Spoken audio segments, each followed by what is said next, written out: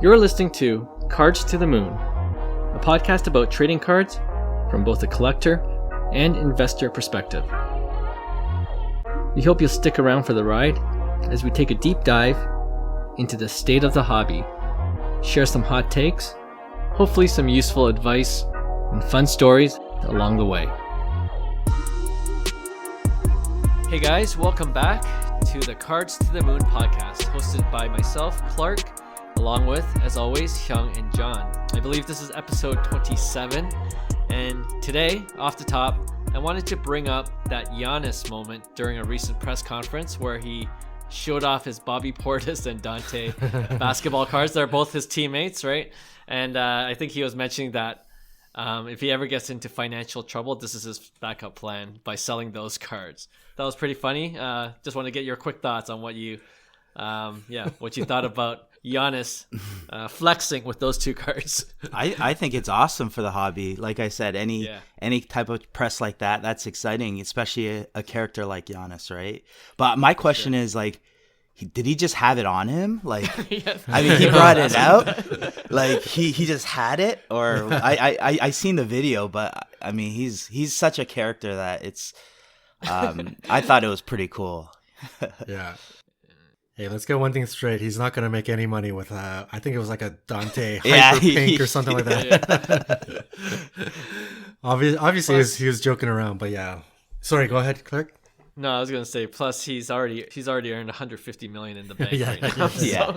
So I'm sure he's well taken care of. But like you said, Hyung, I love that Giannis is bringing attention to the hobby. Like, more guys that are in the spotlight, especially athletes. And I think there's going to be more of that once Fanatics takes over. Like, once the players unions gets a cut of the revenue, I could see them just talking about what what cards these athletes are into, and they'll be incentivized probably to talk about it more than they've ever have been. Like, right now, they don't get anything from Topps or Panini. So we got to find a guy, an athlete that does collect, and have him on our show. Oh yeah, one that'd of these be days. cool. Josh Donaldson.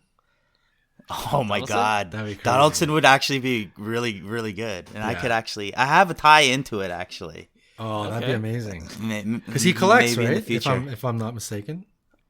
He's a character too. He'd be great on the show. Holy jeez. Anyways, let's see if we can make it happen. Yeah, that'd be great. All right, good stuff. Okay, let's move on now then to hobby headlines. So this week, John, off the air, you brought up two cards that saw huge numbers in sales or sale prices, which has some in the hobby questioning whether these cards were pumped up somehow or if these were legitimate sales. So case in point, the Mac Jones Donruss base PSA 10 rookie sold for, I believe, on average 2.5K, right? Wow, insane. And again, this is a regular base card. Yeah, Donruss. And John, you Donruss, yeah. And John, you mentioned Ja Morant had a card. I don't know that. Yeah, it's the Chronicles. Yeah, it's 2019 Chronicles, card number 116. It's the one with in the background standing courtside is Young Dolph, the rapper that just passed away. Oh, right. Yeah. So that literally a nothing card. It spiked and it's selling for 300-ish, 350, something like that. Yeah. Okay.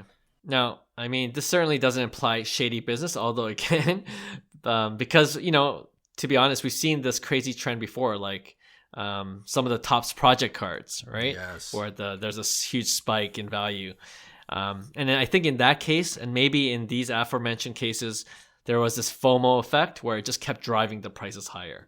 But usually it comes crashing down sooner or later. So first, your initial thoughts of these two cards, and then second, are there any key indicators to you that a particular card is either not worth the crazy values they're selling for, or that a crazy spike in price is actually legit?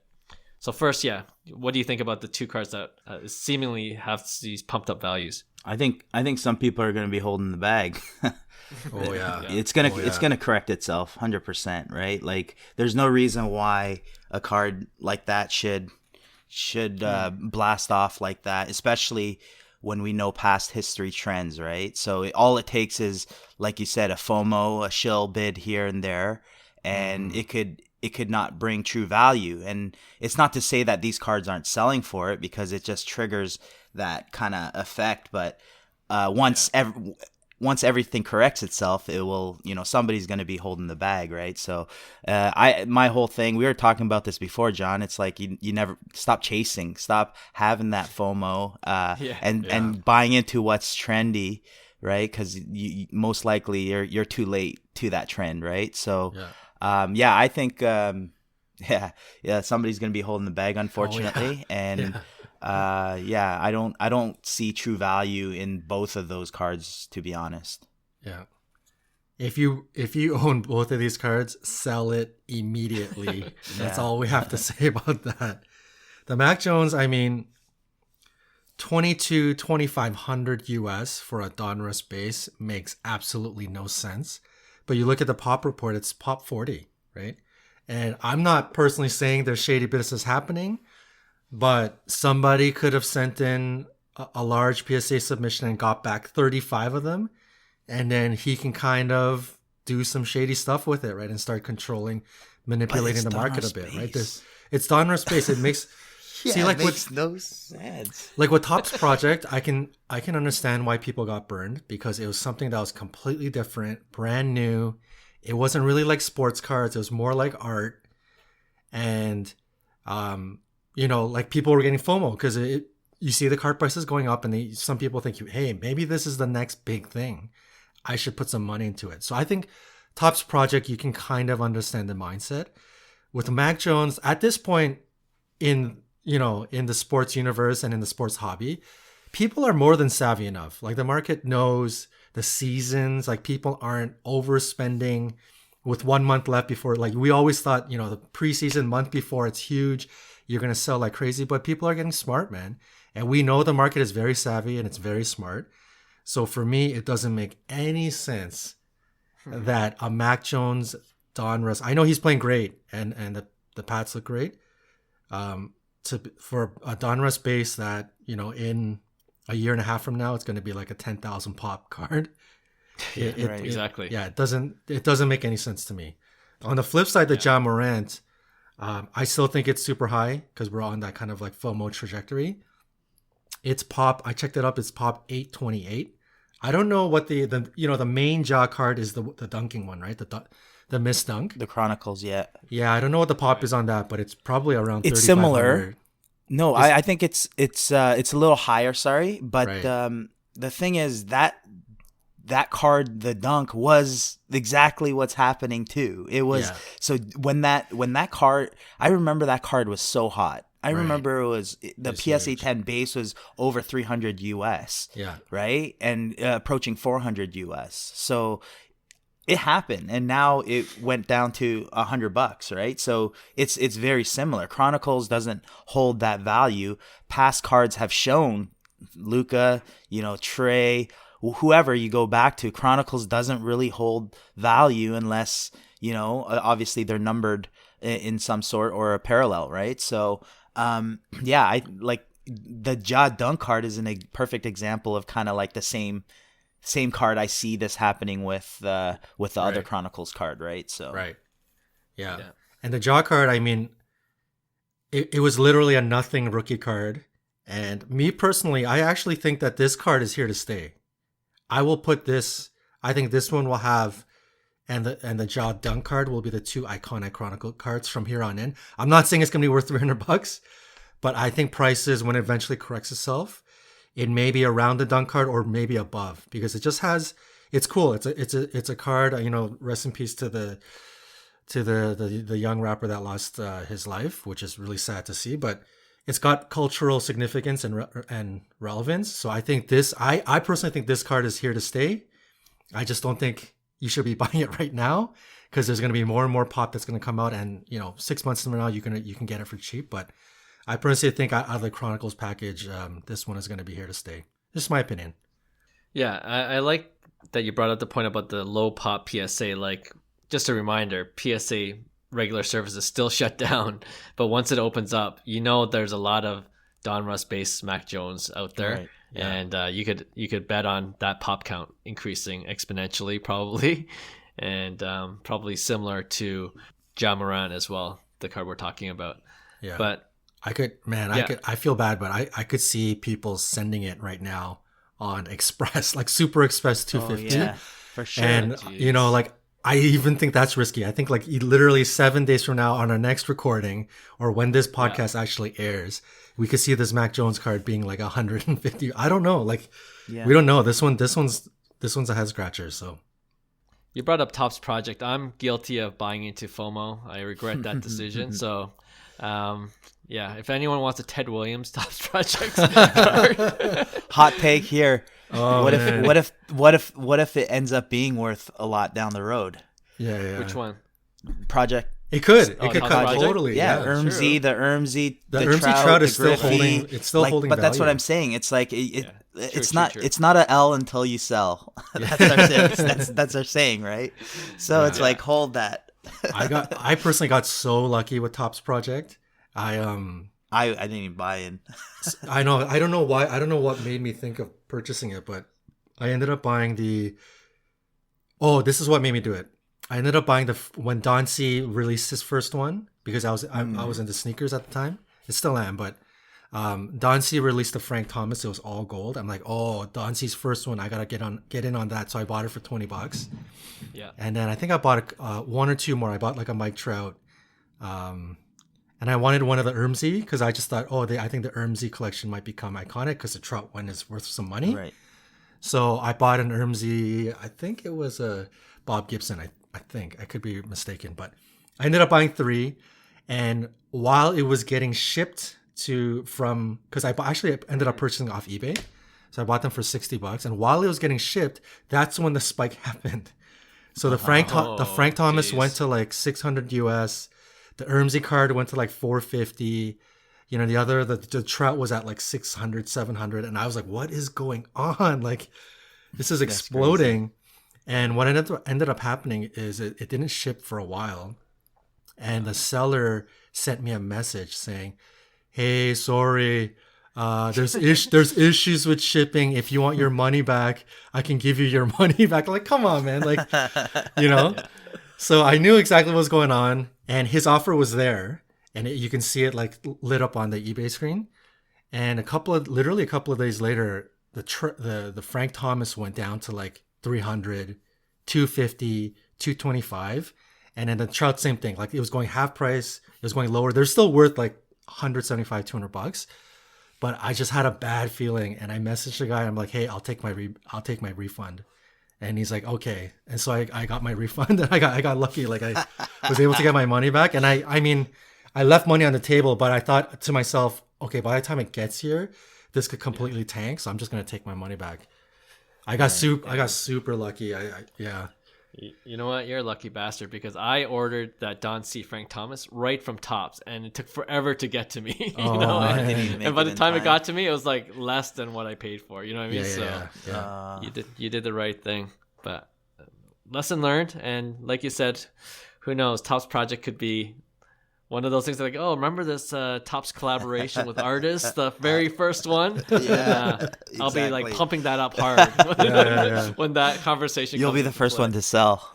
Yeah, exactly. When it spikes up one more time. Yeah. All right. The second part, I don't know if we can answer this, but I don't know if you have any theories or any ideas on, is there any key indicators where, when you see this crazy spike happen, is it legit, or in the cases that we're talking about now, I think we all agree that it's not really legit. It's just being pumped up, and you should probably stay away from them. But are there cases where you're like, you know what, maybe I will buy into it? So like, for example, I don't know if this is a perfect example, but Luka Doncic base Prizm, like for the longest time it was quite affordable until a lot of people came into the hobby at once, and then Luka started to really play lights out, and then all of a sudden the new base price for that card is hundreds and hundreds of dollars more. And of course we saw it reach up to 2K, and it's kind of come down a lot since, but you got to remember, it used to be double digit dollars, under $100 at one point. So I don't know, is there a case where you're like, maybe the spike in prices, it's legit, and gonna try to buy it while it's still relatively low. In the Luka case, I think I would just, using my logic, honestly, saying that this is a good investment because you know what, I wouldn't mind a Luka base in my collection, and right. I have zero plans of selling it, and in the long run, I believe that's how true collectors collect cards. At the end of the day, they're not there to sell it, right? So in the case of a Luka, again, pop report's gonna be my main indicator because for me, it's all about supply and demand. And something like a Luka Prizm, we bring up that Gary V talk or whatever, whoever it was, that there's 20,000 people that want that card regardless, right. And that's what I'm going off of. And that's all that matters, right? In a situation where, there's like a Mac Jones, for instance, and then the pop count is at 30 right now, but then I know that base Donruss wasn't graded because of grading issues that PSA had in terms of being closed down and offering the basic service levels, right? So to me, logic is, the pop report is going to skyrocket, and is Mac Jones that much of an impact in today's society where everybody wants a Mac Jones Donruss base? And we haven't even talked about Prizm. We haven't even talked about his field level selects. Right. We're talking about Donruss paper.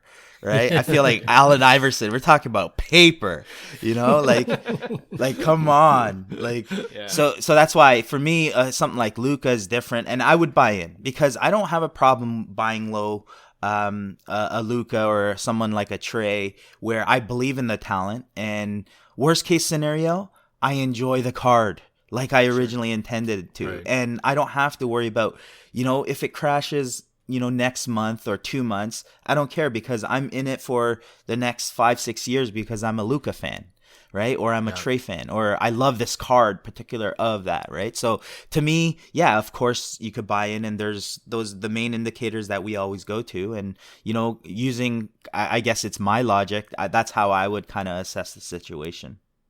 Yeah, makes total sense. Yeah, on my personal experience, I will warn everybody, because Clark, you ask, is there a good example of when it's good to chase? I will say, from my experience, absolutely no.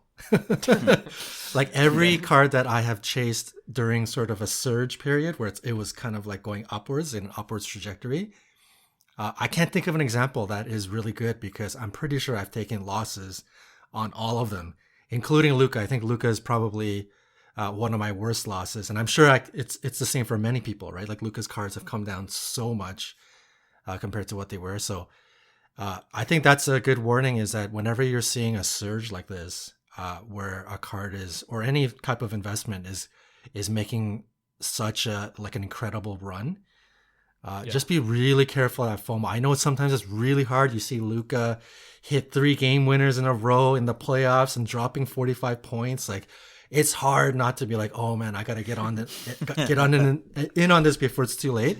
I get it, but man, like if it's any true experience and what's happened in my collecting world, like I've taken L's big time when I chase a surge. So that's a warning. I think the one time where you can really chase, and we're starting to learn this as we're getting deeper into this, is going after something that has very low supply, obviously something that's SSP, but also super high demand. So like Soto Bowman first auto, like that's going to be iconic of one of, looks like could be one of the, big time players of our future.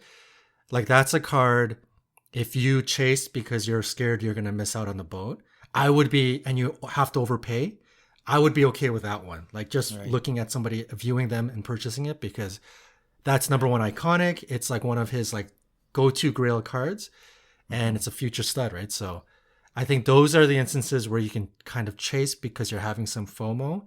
But if you go after the right card that has low supply and super high demand, I would be green light for overspending. I think that's a time where you could overspend and you could justify that. Both good advice. And like you mentioned, it's so much easier said than done not to chase those cards when you're having mad FOMO, but I'm sure we've all been there. For sure. All right, so guys, I think our advice is don't buy the Mac Jones card for over $2K unless he wins 7 Super Bowls like a former Patriots quarterback. All right. Okay, awesome. Moving on then to our second segment today. It's a new one, and we're calling it Show and Tell.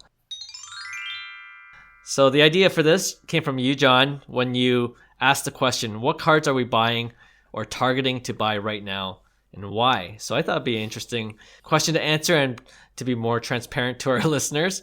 And our listeners can listen to our advice on these or not, but these cards we're actually standing firmly behind since we're paying for them, right? So whether we're right or not, time will tell. But let's share with the listeners what we're putting our actual money in. Yeah, I can start. As I've been collecting. When I looked back about a year and a half ago, and I was interested in buying a Sidney Crosby rookie card, the Young Guns, and I remember Sidney Crosby had a special place because I was out of the hobby and I came back in only to try to rip Sidney Crosby back in the day, 2007 or whenever it was. And back then, obviously, the big hobby box was Series 1 or Series 2, whichever one Crosby came out of. And then Upper Deck SP, which had the Upper Deck SP Future Watch. And I remember the SP Future Watch auto numbered out of 99s were huge, incredibly hard to get. I ripped open 2 hobby boxes. I think it comes with 1 auto, rookie auto, maybe 2. And there's like, checklist of 400. I got like 2 complete no names.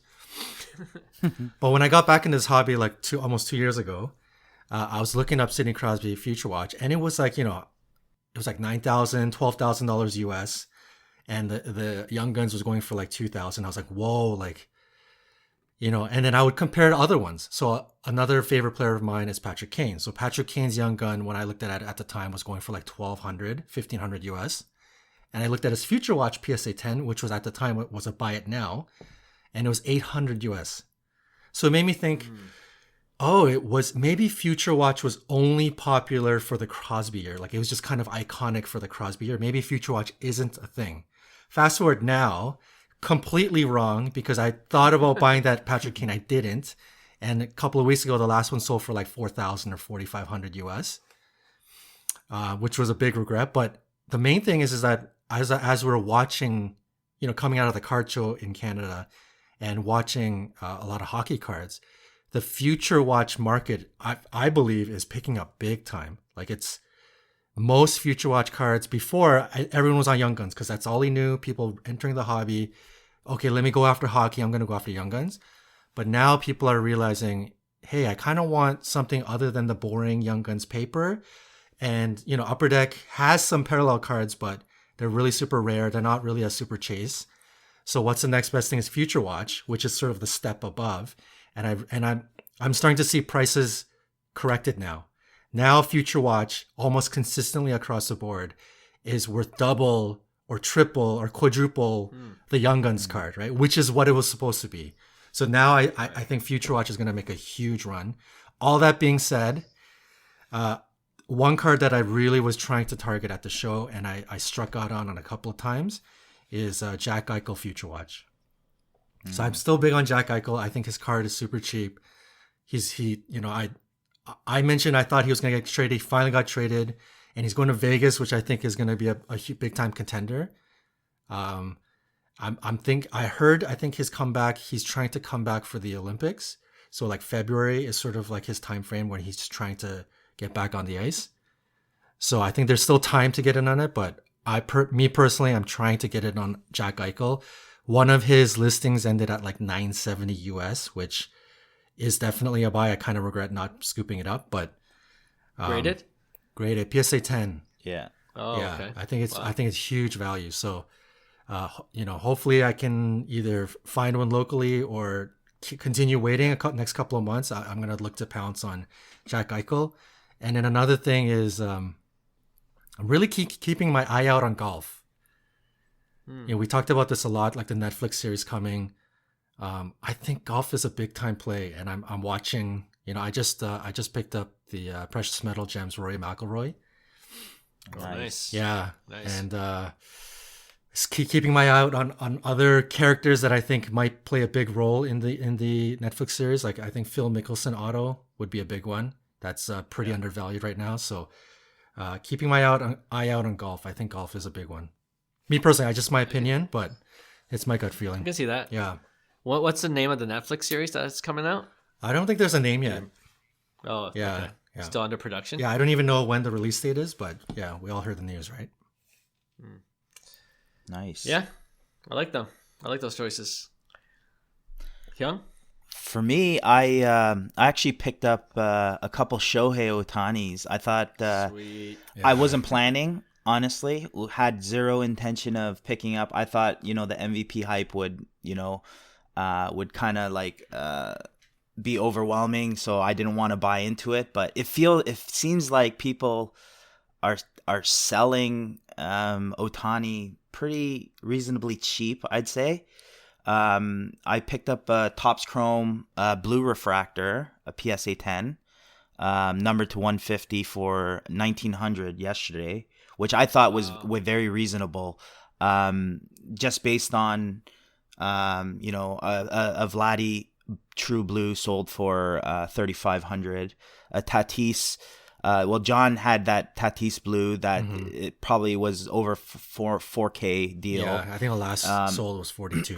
Yeah, so when I seen it, the guy listed it, and in 30 minutes I just said I'd message him, I'll take it for $1,900, and I didn't want to pay the $2,000 full, and I thought $1,900 was. You know what? If I'm overpaying, it's one of those situations where what John said, I don't mind overpaying a bit, because it's like a comp could be $2,600 the next week, and then you underpay, right? But there was no comps. That's the thing. So, and I think, I thought it was a good buy, and I also stumbled across another Shohei Ohtani. Topps. This was Topps paper. It was a gold. And somebody listed it for, I think it was just under $1,000 US. Dang. And it's a Pop 38. Those are good. And those paper in 2018 golds, like a lot of people went on the Acuna Soto train. So gold should be in the, I'd say Pop, I'm pulling this out of my head right now, but it should be about Pop 200. Right. So for Shohei, to be, and this is not the update, so this is the regular Topps series 2 image. With the leg up. It's leg up. I thought it was pretty cheap for a Pop 38. I don't see too many more being graded, because the chase in that series was actually I don't think there was a chase, now that I think about it, or it was the bat down. Sorry, the Acuna bat down. Because it was number 700. But anyways, the gold PSA 10 for under $1,000 I picked up. It was Shohei wasn't on the list, but I have an option, in my opinion, that before he even throws a pitch in spring training, I could possibly flip the gold and maybe keep the blue and make some money back off that. And then actually I'm a lot into prospecting as well. So I've been buying into a lot of Bowman first chromes, specifically colors, because I think 2021 Bowman chrome specifically is just unbelievably loaded with like potential superstars. Again, there's a lot of risk involved, but I think people don't realize in the past, like, Bowman Chrome wasn't a great product, to be honest. It was always kind of like the least desired. I don't know if it was influenced by the whole 2024 Fanatics deal, that Bowman Chromes just started this loading their first Chrome products with position player prospects. So shortstops, outfielders, like you have multiple talented guys like Christian Hernandez, Pedro Pineda, you have Luis Rodriguez, all these position players that you're used to getting pitchers, right? So for me, I like prospecting for the main reason. It's like, okay, if a professional organization deems that this 16, 17-year-old is worth $3 million because he's a future $200 million potential, I'm going to listen to that scout a bit and say, okay, he's done his work for me, right? And for me, it's like, okay, these guys are young, so it's going to be hard for them to to do well still, because they're still underage. But if they are a superstar, they should fare well in the minor leagues. And this is where price volatility happens. It happened with the Volpe, Bobby Witt Jr.'s, the Dominguez. Dominguez was already like high off the gate, but I find like this is where you could really get some big time colors, like the reds and oranges of these big time prospects for relatively cheap. The buy-in is still expensive because they're color first chrome autos, but I think there's extreme value because, in my opinion, those guys should dominate the minor leagues. Because we're not talking about the major leagues, right? We're talking about a step under where, these superstars, the Acuñas, the Sotos, they go through the minor leagues, they dominate, right? You see a price surge in their first chrome. They make it to the major leagues, that expectation stays the same. If they don't dominate, their prices don't stay in that trajectory. Bowman first chrome just dies. No matter how good, and we're talking about good guys like, Bobby Dalbec, Joey Bart, guys like that had a great minor league season. But that's what I'm saying. That's the cycle, in my opinion, for first chrome. So that's what I'm riding right now, is kind of like the prospecting side of the colors. And then, hoping that, they have good minor league seasons, guys who struggled last year. So there's guys like Shailen Polanco on Pittsburgh. He's a $3 million signee, 17 years old, and his prices tanked because he had a poor first 17-year-old minor league season. It's like, I like to remind everybody, what were you doing when you're 17 years old? Right? So it's like, I find like there's a lot of volatility at action. And that's why I think there's a good opportunity to kind of, obviously it's higher risk, but higher risk, higher reward type situation. So that's what I'm kind of buying. I'm still on the hunt for, the first chromes of Sotos and Tatis. I picked up that blue Acuña over the show that I'm really happy about. Yeah. So that doesn't change. But I never go out anymore with my mindset of I want this card, because as I look, I want other cards, and whatever deal is good, that's what I want to buy. I like the deals more so than anything. So yeah. Nice. Yeah, that's when it helps when you have baseball knowledge like Hyung does. So for prospects, I'm just gonna ask you, Hyung.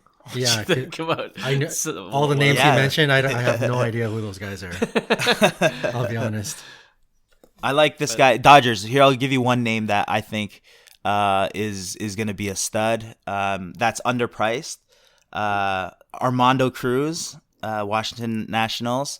He's a shortstop, and Wilman Diaz. He's kind of overpriced right now too, but he's a Dodgers shortstop. I think they have potential, a huge upside. But that whole 2021 Bowman Chrome lineup is loaded. You just never know who's gonna be the next guy, right? So Interesting. I want to order a Bowman 2021 Bowman HTA box and take my chances. No, that's awesome. All right. For me, the two most recent ones I bought, and you guys know this because I showed you. First one is Bo Bichette, first Bowman Chrome Auto refractor, number to 499. And we talked about it in the pod where if you look at Bichette's numbers, it's insane, and what he's doing, and we believe in the skill set. We believe he can take that next step even further in the 2022 season. And honestly, one of the reasons why he doesn't get as much attention is because Vladdy had a tremendous year too. So I'm taking advantage of that. Like, if people are still sleeping on Bichette, I think there are good deals there. So I got the Bichette first Bowman Auto refractor. BGS graded 9.5 Gen Mint 10 auto for $950 US. Yeah, so under $1,000, I think that was a steal. And the guy who I bought it from, he also threw in a Bo Bichette Topps Complete Set base PSA 10. So there you go. It's a bonus card for me. Maybe flip it for $50. We'll see. And the second card I just bought was Louis Roberts first Bowman Auto PSA 10 for $16.95, which I thought was a great deal too. Damn. And honestly, like, I bet on Shohei this past year, and that worked out for me really well in terms of who I think is going to do well if they put it all together. There's to get the deals, it's like there's always something wrong with them. So Shohei, obviously, it was the injury history that was, spooked some people. But if you take the risk on that and you believe in the talent, and if he puts it together for 1 year, right. i.e. stays healthy, and you know what, Shohei, being a two-way player and just seeing glimpses of what he could do in the past, I bet on it. You guys know Topps Chrome, BGS 9.5 rookie for $550 at the time, and obviously it went up to $3K within the season, right? So for me, Louis Roberts, that guy. I think it's higher than what I paid for Shohei this past year, and prices are relatively high still for his first Bowman auto, but keep an eye on it during the offseason as we go deeper into the offseason, because if it dips, I'm telling you, man, I think I love third, fourth year players that had the pedigree of being a top prospect. Injuries got in the way. I love seeing this pattern. Injuries get in the way. They don't produce as they were expected to. Vlad is another example of that, right? Prices go down. Prices drop, and then people don't believe in the player anymore. And that's you're exactly right. That's when you load up. And if you look at Robert's stats when he came back from injury last season, he's a monster. It's insane. And I think it's easy to forget that because, the White Sox didn't make it deep into the playoffs, right? So, or had that playoff run. So yeah. And, Lou Bob was one of those chase guys, right? And people have short-term memories or something like that. Yeah. He was the 2019 Zion. He was, man. Totally. In 2020, he was his prices were insane. Oh, crazy. Yeah. But I like it. You're making me want to buy some Luis Robert tonight. I do have a few, but I'm having FOMO. Lou Bob, I'm telling you. So hey, you're preaching to the choir, man. I love Luis Robert. Yeah. I'm just in case there are a few out there that are still on the fence. Get off the fence and get yourself one. Another card I'm targeting, which I haven't bought yet, but and it's one of those guys.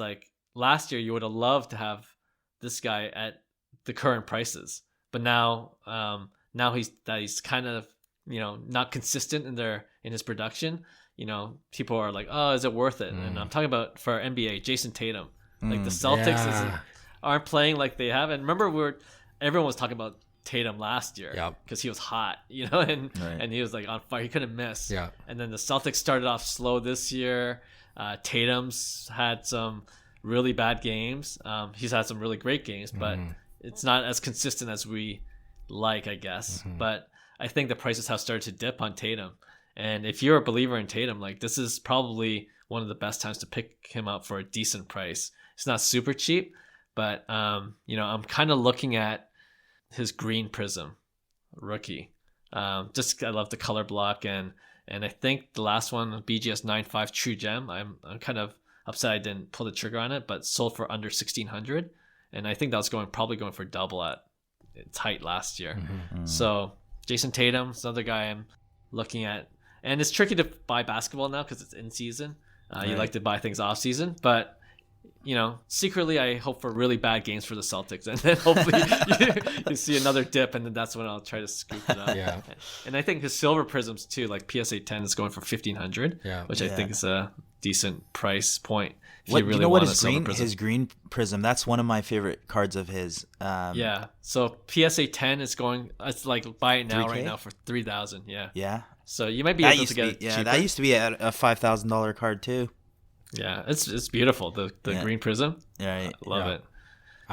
I truly feel like, maybe it's not the floor, but we're at a floor, and I don't want to advise people to go out and spend their money, but I especially during the Christmas season. Yeah. I really think we're hitting a floor here, and you look at some of the prices of some key indicator players. The prices are now it's gone down, and it's starting to. I can kind of see it starting to hold. You look at Fernando Tatis. I think his base Prism, his Topps Chrome PSA 10 went down to 140, 150, and now it's kind of bouncing back up to 175. I really think there's a floor here. I'm not an expert, so I agree. The floor could crash again. Maybe you might see another dip right before Christmas as people spend their money on gifts and stuff. But watch out, January, I don't know, we could see a little bump. the market coming back. People are all getting their PSA graded cards right now. They're going to get an influx of cash, like Josh Luber mentioned. You get that cash flow and start spending again. My gut feeling is this is kind of a floor right now, and so it's a great. If you're thinking of buying, if you saved up some money, sold some cards, and you have some reserve, I think I feel like it's a really good time to buy. I can't stop buying. That's my problem. I think, John, from this group of 3, I think we're all in agreement. Yeah. Like I was pretty silent in the summer. Like I didn't buy anything. Right. Me too. Especially after the boom of the hobby in the Q1 of this year. But now it's like, well, you seen the WhatsApp chats, like, yep, I just picked up another card. Like, I think it's a opportune time for sure to pick up some cards that you've been thinking about or eyeing for the longest time. Right. And even if you haven't even looked recently, I suggest that you guys do for those collectors. Like, you might be surprised at how much prices have dipped. Yeah. Since you last checked maybe months ago, right? So I like the Tatis. That was another one I was going to bring up. Actually, there's one auction, BGS 9.5 Topps Chrome autograph in his San Diego uniform. I might pull the trigger if it's about 1,000. Right now it's at $891. I'm going to tell you this because I'm not releasing this episode until next week. What's the subgrades? Is it a true gem? It's not a true gem. It's a min gem. Okay. 3 9.5s and 1 9, I think, on the edge. But still, like if it's like around $1,000 or like and if it's, I'm hoping the reason for the lower or the suppressed prices for Tatis is because the Padres didn't play as they were expected to. But Bob Melvin, a respected coach, is coming into the Padres. I could see the Padres actually winning the division this year. So I like it. And if that happens, Tatis should be a main contributor of that team if he could stay healthy again. But I like some of the Tatis cards at the price now. Yeah, for sure. Yep, I agree. Exciting times to buy. I know it's a Christmas season. I know you probably have to buy some gifts, but save a little bit of cash on the side for yourself. Treat yourself. All right. This is a good segment to revisit as well. So we'll see. Maybe in the new year we'll do it again. Yeah. And we'll see where the market is, right? Maybe it will dip even further. But if it does, it's always a great time to buy. Right. Yeah. All right. With that, then, let's wrap up the show with our most popular segment, Pick One. And this week, it's the regular edition of Pick One, where we just put up 2 normal cards or sets, and we debate amongst each other which one we would rather have. All right? So, Hyung, you want to lead off? I'll lead us off as usual. I'm going to go with a couple baseball cards. We're staying in first chrome base. All right. And we're going to go 2016 Bowman's first chrome of Tatis, his auto. Auto, okay. Yeah. Versus a 2019 Bowman first chrome of Wander Franco auto base. So the prices for the Tatis PSA 10 is about $6K, a BGS 9.5 between 3 and a 3.5K. And then for the Franco, a PSA 10 runs for about 3.5K, and a BGS 9.5 sells for about 2K. So which one is the buy? Oh, you guys know how much I love Tatis. He's my current favorite player in the league. I think half of my big investments are just all Tatis cards. But Franco, I didn't mention it in terms of target, but he is one of my targets. I think this year coming with Topps Series 1 releasing and then eventually Topps Chrome, Franco is going to be a monster chase card. And I think with that chase happening, the first Chrome is only going to see, like the spotlight is going to be on that first Chrome because that's the grail, right? So I'm really trying to get my hands on a numbered first Chrome auto Franco. Unfortunately, they're super expensive. But even if it was like an BGS 8 or an 8.5, I would be totally down with that.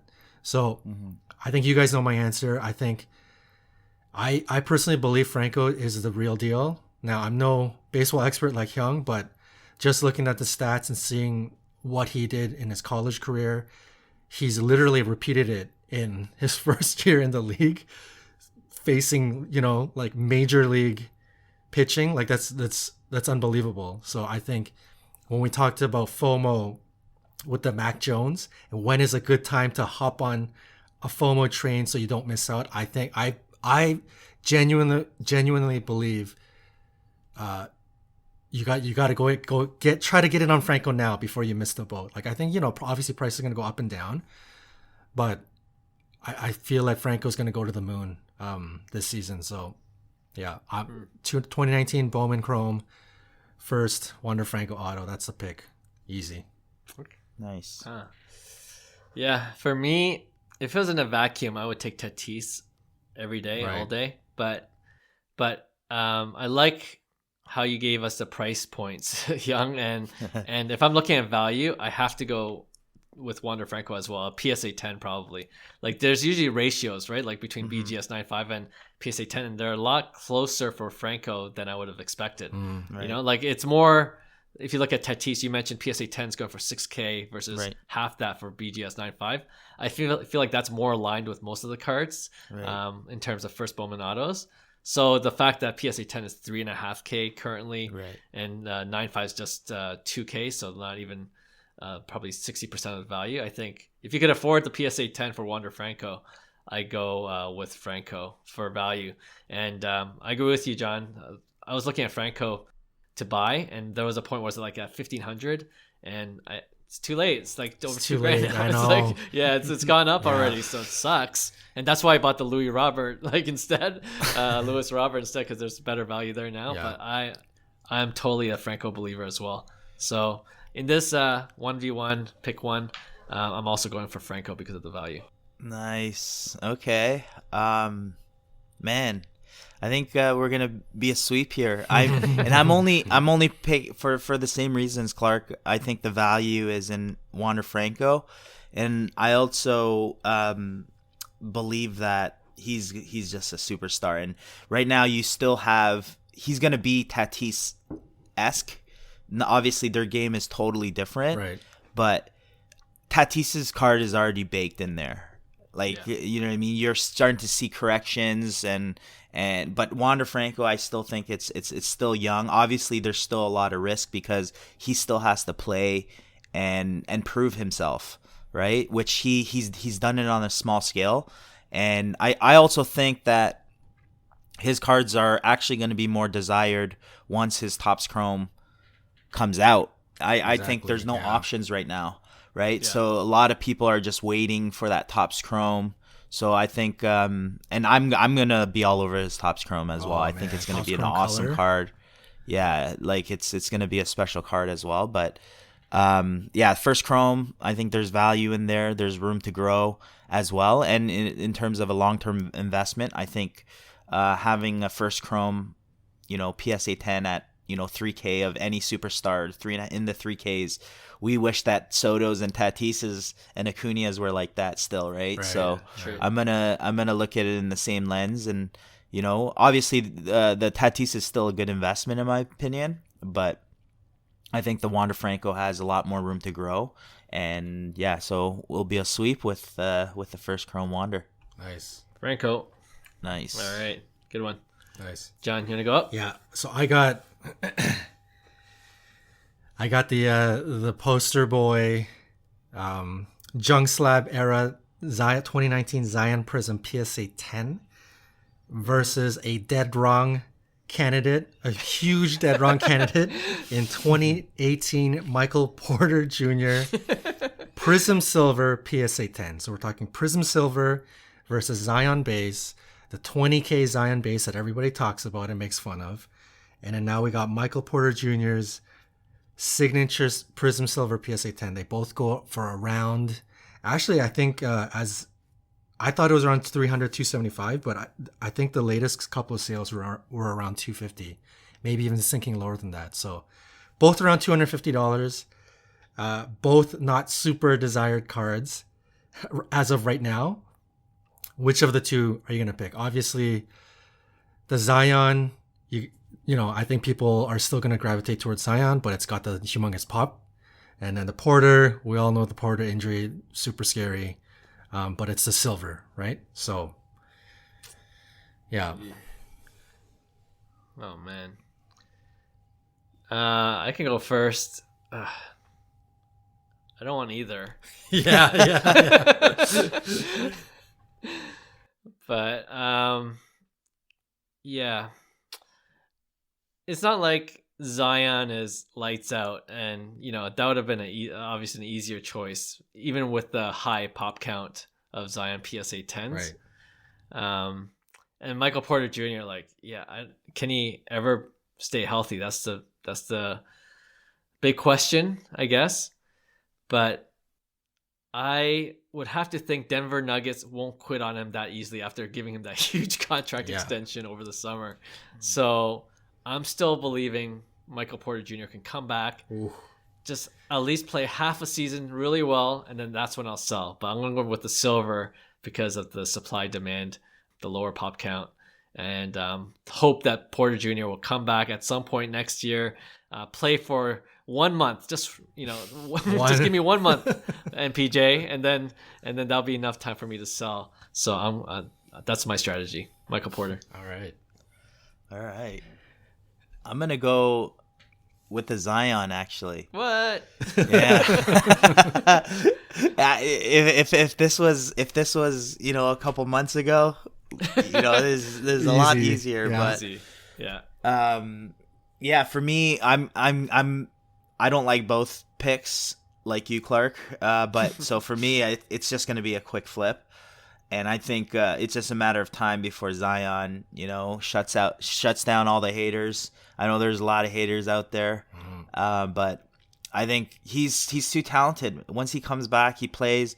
I've seen that Prizm. I love that Prizm card, by the way. I think it's going to be an iconic card regardless. It's nice, the picture. I think 2019 Prizm is beautiful. I really like the Prizm design as well.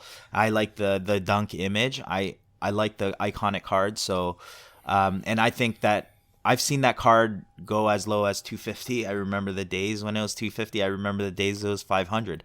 I remember when it was 750. I remember when it was 1,000. I remember when it was back to 500, now to 250. So for me, I'm gonna ride the roller coaster and just try to quick flip this one. And make maybe double my profit if Zion gets hot, and 2x and get out and not have to answer this question ever again.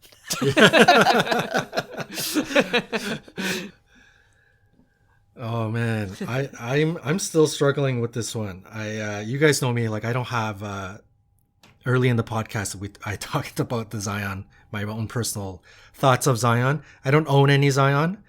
I do own, however, unfortunately, I own a Michael Porter Jr. light blue select PSA 10, which has taken a monster hit. And Michael Porter Jr., his first injury in college that forced him to miss a year and a half or whatever it was coming out of the draft. It was regarding his back. And a lot of people were saying at the time, he may not play basketball again. Proved everybody wrong. He proved science wrong, got drafted, and he's here. And it's really this injury this time is really scary. Like the fact that it's his back again. I don't think you ask somebody from the Denver Nuggets head office that just gave him $180 million.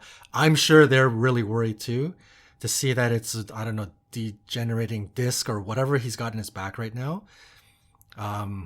It's really scary. And I'll be honest, I'm in panic sell mode. I actually am. I didn't think I would be, but I'm really considering, do I just literally sell my Michael Porter Jr. light blue at 30% of the value of what I paid for it? I'm at that point because I'm really nervous if he can come back at all.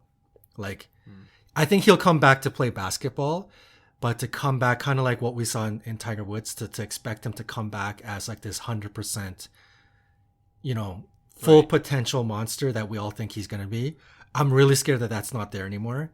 So I'm really considering bailing. So with that being said, can't believe I'm saying this, but I feel like Zion Prizm at 20K pop is the better move because Michael Porter Jr. right now, even if the question is obviously for right now, I think your money is just going to be tied up for 18 months, right? And I think it's just better, as much as it's not fun to go after that Zion 20K pop, I think that has better potential to give you some kind of return in the next 18 months. So I think, I'm going to pick Zion Prizm PSA 10 over Michael Porter. When did I become the gambler of this group? MPJ's coming back, all right? Yeah. Clark, I secretly love it, man. When I posed this question, I was like, oh, this is going to be a Zion sweep for sure. I thought it would be a Zion sweep. And then Clark, you saved my question, man. I'm like, yes, Clark. Yeah, I did. I went back and forth, though, yeah. But that was a good one. I thought it was a good one. All right. All right. Mine is Luka Doncic, Courtside base, Panini Select, rookie card. Currently going for about $3K, maybe a little bit under. Or Luka Doncic, Concourse, Panini Select Concourse, silver rookie card. It's going for about $2K. Both PSA 10s, right? So, and if you look at the pop counts, they're almost the same, like around 200. All right, so same pop count, more or less, of their PSA 10. But yeah, Luka Doncic, Courtside base, or Concourse silver, both short prints. This is tough. I'm gonna go with the Courtside base. I just love the card. You know what I think about my boy Matt Damon. Like something about that card, I just don't love the unathleticism for some reason. Maybe it's the golden hair, just like, you know, just hanging in there. But yeah, I really like the Courtside base. I also think the Concourse silver is kind of like his third. Like it would, the Concourse image is like your third or fourth like rookie card, right? So I think long term too, the Courtside I think is his number one base card over his Prizm. It's short printed, and it's an awesome image. And 2018 I think probably one of the best years for Courtsides. 2018 and 2019. So I'm gonna go Luka Doncic Courtside base. All right. First of all, I can't believe how much Courtside has come down. It's pretty insane. I think if you're in that arena to spend $2,500 to $3,000, man, that's a good price. But I have been eyeing that Luka Doncic Concourse silver for the longest time. I love that Concourse card. I think the base Concourse, I'm an owner of one. I think the base Concourse is great. I've been trying to get, I haven't been successful, but for the longest time I've been trying to get the light blue, numbered Luka. That's my one numbered Luka target. The secret is out.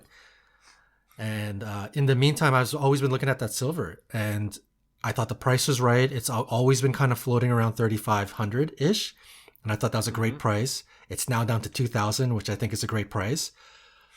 But with that being said, this is a John move, right here. Classic move. I talked about this last week. Just observing what's happening to the market, and I'm observing how talking heads are, obviously, including ourselves, are talking about Select and hating on Select, blah, blah, blah. Select is like the brand Select is really turning. And I really feel like Courtside is starting to eat up. You know how I mentioned that before, how like Select kind of cannibalizes itself. And I'm kind of concerned that Concourse is not really going to be, I think first of all, Premier is not desired at all anymore. Yeah. And now it's between Concourse and Courtside, because Concourse is just sort of like the no frills, like, entry cheap card to get. But I'm really scared that Concourse is going to get eaten up again. And a good example actually is right before we started, got onto this podcast, somebody posted on the Facebook group, like, hey guys, question, if you're to just go for one, I think he's buying, which one do you go for? And he posted, Ja Morant Mosaic Peacock Choice SSP. We all know that that's a bigger card. Yeah. PSA 10. Or Select Concourse Ja Morant Gold, True Gold, PSA 10. Yeah. And I think any normal situation, you'd be like, gold numbered at a 10. Like gold is like the standard card to get. Yeah. It's like, no doubt it's gold. But when you look at the comments, it's like 80% Peacock Choice, which I was shocked. What? Yeah. Wow. Mosaic Peacock Choice over Can't believe that. Select Concourse Gold. Like, are you kidding me? So this is what I'm talking about. I think I feel the market is really shifting away from Concourse. I feel like Concourse is like stay away. It's just like whatever you do, stay away. I feel like there's that narrative right now, and I'm a little worried about it. So long-winded answer, but I think mainly I love it, and I've been targeting it, and I've wanted it, but I'm now getting a bit worried. So because of that reason, it's going to be Courtside base.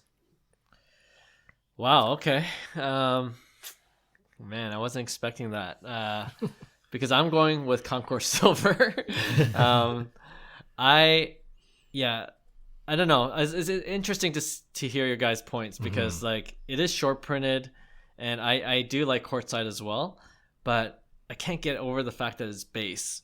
Right. Like, I think, absolutely. Yeah. So and it could go the other way. Like people can say like, oh, it's essentially a base, short printed base, and obviously a Courtside numbered card is just out of most people's budgets, right? So, but if you could get a Concourse Silver, and I don't mind the Matt Damon look. I don't mind this golden hair. This golden hair looks very nice on a silver shiny refractor card, right? So, it's silver. I don't know. Maybe it's just the aesthetic that I'm going for, and the slight value that you get with Concourse, and the PSA 10 counts are similar. So I'm going with Concourse Silver. But after hearing what you shared about that Facebook group, like I'm not totally confident with my choice.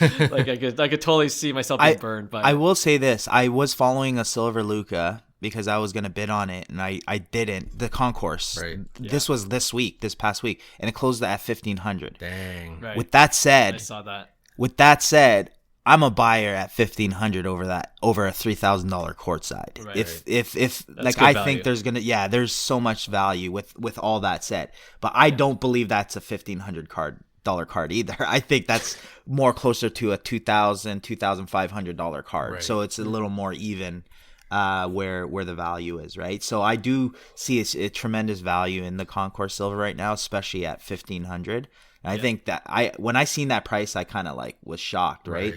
And if you take the parallels with Trey's market, a Courtside base just closed under 500. This is crazy. A Courtside base, for right? Trey? So for Trae Young, right? Crazy. So yeah, which is really, really cheap in my opinion. So the silver, on the other hand, outsells the Courtside base in Trey's circumstance. Oh, really? So yeah, so it's interesting to see that it's flipped, right? And then, but Luka's, if the value is 50% of the Courtside, then that might be a pretty good strong buy, right? So that's a good point. I think it's definitely more liquid at that price point. Right.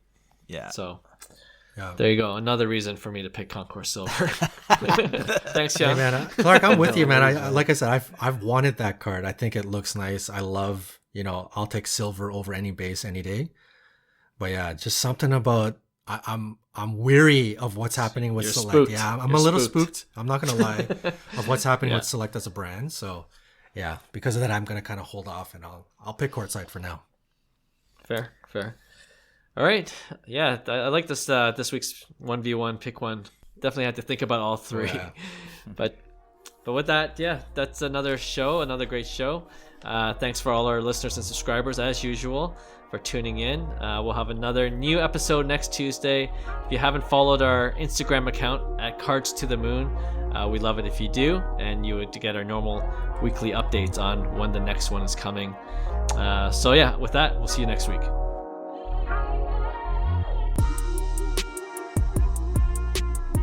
Hey, thanks for listening to Cards to the Moon. We'd really appreciate you subscribing to our podcast wherever you listen to your podcasts. And you can also connect with each of us on Instagram at 5cardguys, or you can follow Hyung at Integrity Sports Cards, or John at TradeU at Recess. You can also check us out at 5cardguys.com. Thanks again, and hope to connect soon.